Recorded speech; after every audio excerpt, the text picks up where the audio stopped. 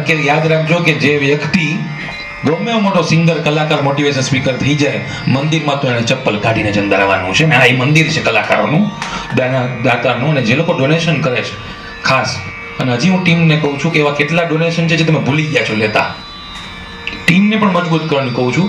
જેમાં અમે વાત કરતા તો બાજુમાંથી કૂતરું નીકળી ગયું જાય, અને આટલી બધી પબ્લિક બેઠી હોય બાજુમાં જ પૂરી શાક બનતા હોય.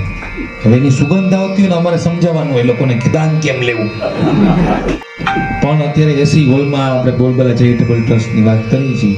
આ બધાએ હાથ તો પકડ્યો જ હશે, પણ ઉપરવાળાએ હાથ પકડ્યો છે એટલે આ બધાને મોકલા છે. બાકી મને એક હું ખાલી અનુભવ કીધું કે બધાને ખબર છે કોરોના ટાઈમમાં પણ અમિતાભ બચ્ચને જે કુલીમાં મૂકો વાગ્યો ને આખા દેશે પ્રાર્થના કરી હતી ને, એમ આ વ્યક્તિ જ્યારે કોરોનામાં સપડાણી હતી ત્યારે મને બરાબર યાદ છે કે આખા રાજકોટે પ્રાર્થના કરી હતી કે જયેશભાઈને કાંઈ થાય નહીં.